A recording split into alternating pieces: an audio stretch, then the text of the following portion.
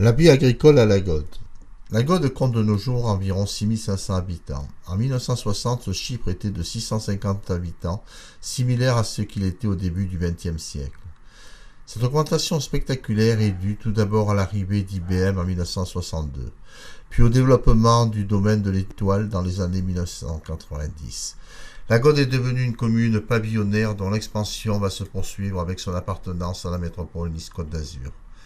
Nous allons vous conter l'histoire de ce village agricole avant qu'il ne prenne son essor.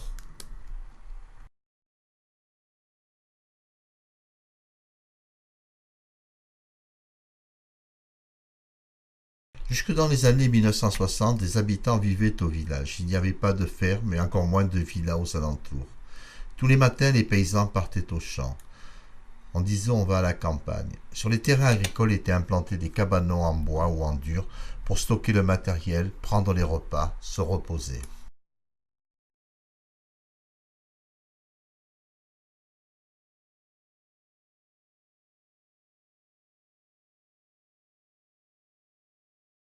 Parmi les produits qui ont donné une certaine réputation à Lagode, le vin arrive en tête. Dans les années 1900, le vignoble atteignait 38 hectares et produisait 900 hectolitres par an.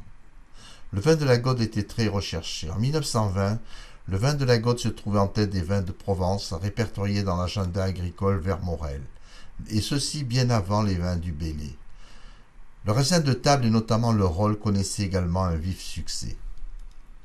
Cette activité viticole diminua progressivement avec l'arrivée des vins bon marché de Roussillon.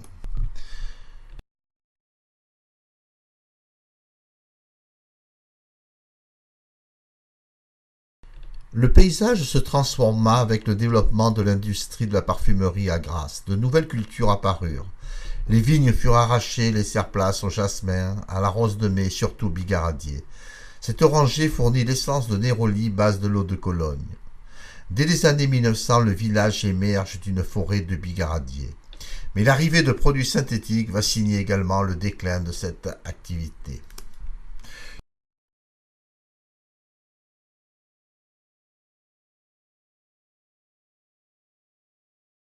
Une autre activité ancestrale est l'huile d'olive. Dans la région, on cultive principalement le cailletier, qui se caractérise par un arbre de taille importante et de petites olives, les fameuses olives de Nice. Jusqu'en 1922, date de sa fermeture, les paysans pouvaient amener leurs olives au moulin de Malamère, situé à côté de l'église. Le moulin fonctionnait grâce à un âne qui entraînait la meule qui pesait environ 700 kilos. Les olives étaient écrasées, puis la pâte obtenue, placée dans des scroutins, était pressée pour donner l'huile vierge.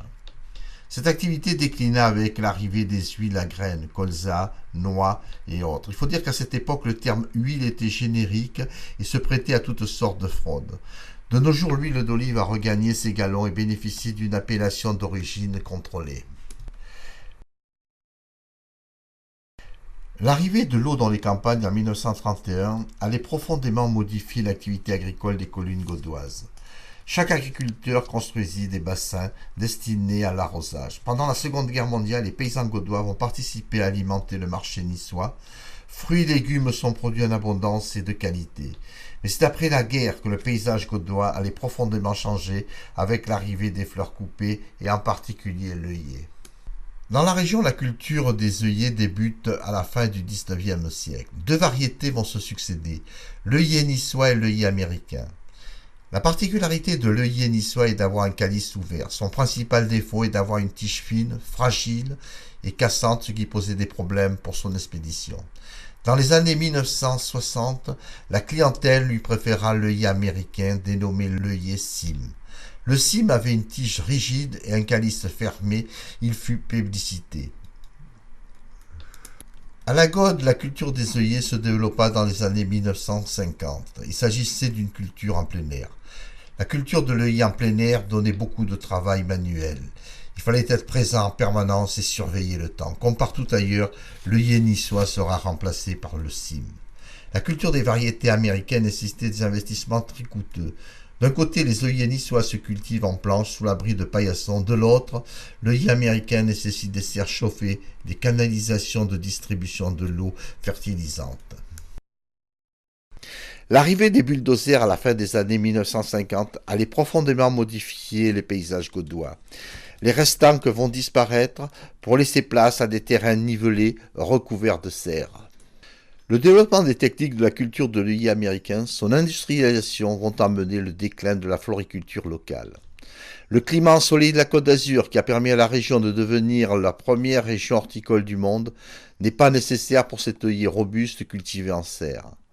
Le commerce de la fleur s'internationalise et dès les années 1970, la concurrence devient âpre avec les horticulteurs hollandais, belges et italiens. C'est la fin de l'œillet dans notre région. Mais la légende de ce déclin reste tenace. À la fin des années 1960, dans une émission de télévision à la mi-journée, Daniel Gilbert lança une phrase malheureuse.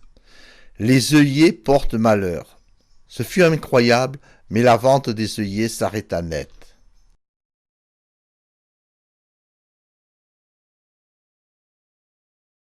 Fleurs et vins étaient l'objet de fêtes annuelles très animées auxquelles participait la population locale, en exposant leurs vins et leurs fleurs et surtout en aménageant des chars avec des fleurs de chaque propriétaire pour réaliser une fête très populaire.